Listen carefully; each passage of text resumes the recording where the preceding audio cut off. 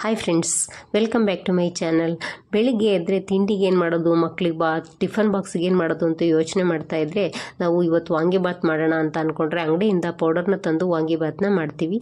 ಅದಕ್ಕಿಂತ ಮನೆಯಲ್ಲೇ ಇರ್ತಕ್ಕಂತಹ ಪದಾರ್ಥಗಳನ್ನ ಬಳಸ್ಕೊಂಡು ಈಸಿಯಾಗಿ ಮತ್ತು ಟೇಸ್ಟಿಯಾಗಿ ಆರೋಗ್ಯಕರವಾದಂತಹ ವಾಂಗಿಬಾತ್ ಪೌಡರ್ನ ಮನೆಯಲ್ಲಿ ಯಾವ ರೀತಿ ಮಾಡೋದು ಅಂತ ತೋರಿಸ್ತಾ ಇದ್ದೀನಿ. ಬನ್ನಿ ನೋಡ್ಕೊಂಡು ಬರೋಣ ವಿಡಿಯೋನ. ಗ್ಯಾಸ್ ಮೇಲೆ ಒಂದು ಬಾಣಲೆ ಇಟ್ಕೊಂಡು ಉರಿನ ನಾನು ಸಿಮ್ಮಲ್ಲೇ ಇಟ್ಕೊಂಡು ಅದಕ್ಕೆ ಒಂದು 4 ಸ್ಪೂನಷ್ಟು ಕಡಲೆಬೇಳೆನ ಹಾಕ್ಕೊಂಡು ಸ್ವಲ್ಪ ಫ್ರೈ ಮಾಡ್ಕೊಳ್ತಾ ಇದ್ದೀನಿ. ನಂತರ ಅದಕ್ಕೆ ಒಂದು 2 ಟೇಬಲ್ ಸ್ಪೂನಷ್ಟು ಉದ್ದಿನಬೇಳೆನ ಹಾಕ್ಕೊಂಡು ಸ್ವಲ್ಪ ಫ್ರೈ ಮಾಡ್ಕೊಳ್ತಾ ಇದ್ದೀನಿ. ಎಲ್ಲವನ್ನು ನಾವು ಕೂಡ ಒಂದೇ ಸಲ ಹಾಕ್ಕೊಂಡು ಫ್ರೈ ಮಾಡ್ಕೊಳ್ಳೋಕೆ ಹೋಗಬಾರ್ದು. ಇವನ್ನ ಬೇರೆ ಬೇರೆ ಟೈಮಲ್ಲೇ ಹಾಕ್ಕೊಂಡು ಫ್ರೈ ಮಾಡ್ಕೊಳ್ಬೇಕಾಗತ್ತೆ. ಈ ರೀತಿಯಾಗಿ ನಿಧಾನವಾಗಿ ಉರಿನ ಸಿಮ್ಮಲ್ಲೇ ಇಟ್ಕೊಂಡು ಈ ರೀತಿ ಕೈ ಆಡಿಸ್ಕೊಳ್ತಾ ಕೈ ಬಿಡದೇ ಇರೋ ಹಾಗೆ ಫ್ರೈ ಮಾಡ್ಕೊಳ್ಬೇಕು. ಇದು ಸ್ವಲ್ಪ ಫ್ರೈ ಆಗ್ತಿದ್ದಾಗೆ ಒಂದು 5 ಸ್ಪೂನಷ್ಟು ಧನಿಯಾ ಬೀಜನ ಹಾಕ್ಕೊಂಡು ಈ ರೀತಿ ಫ್ರೈ ಮಾಡ್ಕೊಳ್ತಾ ಇದ್ದೀನಿ. ಈಗ ನಾವು ಈ ರೀತಿ ಕೈ ಆಡಿಸ್ತಾನೆ ಅದನ್ನು ಸ್ವಲ್ಪ ಫ್ರೈ ಮಾಡ್ಕೊಳ್ಬೇಕು. ಅದು ಸ್ವಲ್ಪ ಫ್ರೈ ಆಗ್ತಿದ್ದಾಗೆ ಅದಕ್ಕೆ ನಾನು ಒಂದು 15 ಬ್ಯಾಡಗಿ ಮೆಣಸಿನ್ಕಾಯಿ ಮತ್ತು 2 ಗುಂಟೂರು ಮೆಣಸಿನ್ಕಾಯಿನ ಹಾಕ್ಕೊಂಡು ನಂತರ ಅದಕ್ಕೆ ಸ್ವಲ್ಪ ಕರಿಬೇವಿನ ಸೊಪ್ಪನ್ನು ಕೂಡ ಹಾಕ್ಕೊಂಡು ಫ್ರೈ ಮಾಡ್ಕೊಳ್ತೀನಿ. ಇವಾಗ ಇದನ್ನು ಈ ರೀತಿಯಾಗಿ ನಿಧಾನವಾಗಿಯೇ ಈ ರೀತಿ ಕೈ ಆಡಿಸ್ಕೊಳ್ತಾ ನಾವು ಫ್ರೈ ಮಾಡ್ಕೊಳ್ಬೇಕು. ನಾವು ಅವಸರ ಮಾಡಿ ಇದನ್ನು ಫ್ರೈ ಮಾಡೋಕ್ಕೆ ಹೋದರೆ ಇದು ಸೀದೋಗಿಬಿಡುತ್ತೆ. ಮತ್ತು ಇವೆಲ್ಲವನ್ನು ಕೂಡ ನಾವು ನಿಧಾನವಾಗಿಯೇ ಲೋ ಫ್ಲೇಮಲ್ಲೇ ಇಟ್ಕೊಂಡು ಫ್ರೈ ಮಾಡ್ಕೊಳ್ಬೇಕಾಗತ್ತೆ. ಯಾವುದೇ ಕಾರಣಕ್ಕೂ ನಾವು ಹೈ ಫ್ಲೇಮಲ್ಲಿಟ್ಟು ಇದನ್ನು ಫ್ರೈ ಮಾಡೋಕ್ಕೆ ಹೋಗಬಾರ್ದು. ಈಗ ಅದಕ್ಕೆ ಒಂದು ಅರ್ಧ ಸ್ಪೂನಷ್ಟು ಮೆಂತ್ಯ ಕಾಳು ಮತ್ತು ಒಂದು 2 ಪೀಸಷ್ಟು ಚಕ್ಕೆ, ಒಂದು 6 ಲವಂಗ, ಒಂದು 8 ಏಲಕ್ಕಿನ ಹಾಕ್ಕೊಂಡಿದ್ದೀನಿ. ನಂತರ 2 ಸ್ಪೂನಷ್ಟು ಜೀರಿಗೆನ ಹಾಕ್ಕೊಳ್ತಾ ಇದ್ದೀನಿ. ಈಗ ಇವೆಲ್ಲವನ್ನು ಕೂಡ ನಾವು ಚೆನ್ನಾಗಿ ಈ ರೀತಿ ಮಿಕ್ಸ್ ಮಾಡ್ಕೊಳ್ತಾ ಲೋ ಫ್ಲೇಮಲ್ಲೇ ಫ್ರೈ ಮಾಡ್ಕೊಳ್ಬೇಕು. ಈ ರೀತಿಯಾಗಿ ನಾವು ನಿಧಾನವಾಗಿ ಫ್ರೈ ಮಾಡ್ಕೊಳ್ಬೇಕಾಗತ್ತೆ.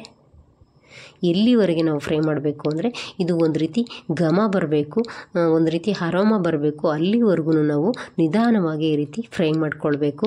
ಸುಮಾರಾಗಿ ಒಂದು 4 ರಿಂದ 5 ನಿಮಿಷಗಳ ಕಾಲ ಇದು ಟೈಮ್ ತಗೊಳ್ಳುತ್ತೆ ಇದೆಲ್ಲ ಫ್ರೈ ಆಗಲಿಕ್ಕೆ. ನೀವಿನ್ನು ನಮ್ಮ ಚಾನಲ್ಗೆ ಹೊಸಬರಾಗಿದ್ದರೆ ನಮ್ಮ ಚಾನಲ್ನ ಸಬ್ಸ್ಕ್ರೈಬ್ ಮಾಡ್ಕೊಳ್ಳಿ. ಹಾಗೆ ವಿಡಿಯೋ ಇಷ್ಟ ಆದರೆ ಲೈಕ್ ಮಾಡಿ, ಶೇರ್ ಮಾಡಿ. ಹೀಗೆ ನಮ್ಮ ಚಾನಲ್ನ ಸಪೋರ್ಟ್ ಮಾಡ್ತಾಯಿರಿ. ನೋಡಿ, ಈ ರೀತಿ ಸ್ವಲ್ಪ ಫ್ರೈ ಆದ ನಂತರ ಅದಕ್ಕೆ ನಾನು 1 ಸ್ಪೂನಷ್ಟು ಗಸಗಸೆನ ಹಾಕ್ಕೊಂಡು ಫ್ರೈ ಮಾಡ್ಕೊಳ್ತಾ ಇದ್ದೀನಿ. ಈ ರೀತಿಯಾಗಿ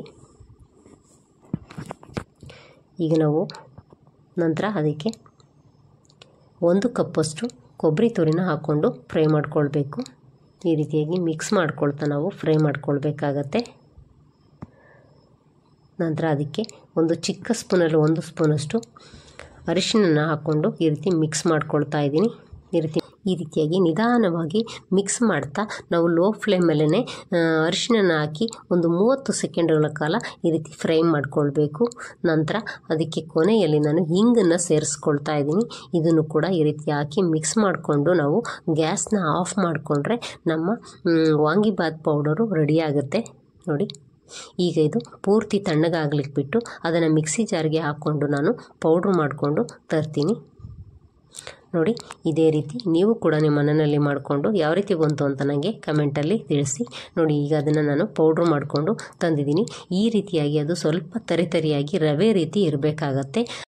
ನಾವು ವಾಂಗಿಬಾತ್ನ ಮಾಡಬೇಕು ಅಂದ್ಕೊಂಡಾಗ ಅಂಗಡಿಯಿಂದ ಅಷ್ಟೊಂದು ದುಡ್ಡು ಕೊಟ್ಟು ಪ್ರಿಸರ್ವೇಟಿವ್ ಹಾಕಿರ್ತಕ್ಕಂತಹ ವಾಂಗಿಬಾತ್ ಪೌಡರ್ನ ತಂದುಬಿಟ್ಟು ವಾಂಗಿಬಾತ್ ಮಾಡೋದಕ್ಕಿಂತ ಮನೆಯಲ್ಲಿರ್ತಕ್ಕಂಥ ಪದಾರ್ಥಗಳನ್ನ ಉಪಯೋಗಿಸ್ಕೊಂಡು ಈಸಿಯಾಗಿ ಸುಲಭವಾಗಿ ತುಂಬ ದಿನ ಬಾಳಿಕೆ ಬರ್ತಕ್ಕಂಥ ವಾಂಗಿಬಾತ್ ಪೌಡರ್ನ ಮಾಡೋದನ್ನ ನೋಡ್ಕೊಂಡ್ರಲ್ವಾ. ಇದನ್ನು ನಾವು ಏರ್ ಟೈಟ್ ಕಂಟೈನರ್ನಲ್ಲಿ ಹಾಕಿಟ್ಕೊಂಡ್ರೆ ತುಂಬ ದಿನ ಬಾಳಿಕೆ ಬರುತ್ತೆ. ಮುಂದಿನ ವಿಡಿಯೋದಲ್ಲಿ ವಾಂಗಿಬಾತ್ನ ಯಾವ ರೀತಿ ಮಾಡೋದು ಅಂತ ತೋರಿಸ್ತೀನಿ. ಮಿಸ್ ಮಾಡದೆ ವಾಚ್ ಮಾಡಿ. ಅಲ್ಲಿವರೆಗೂ thank you for watching. Bye friends.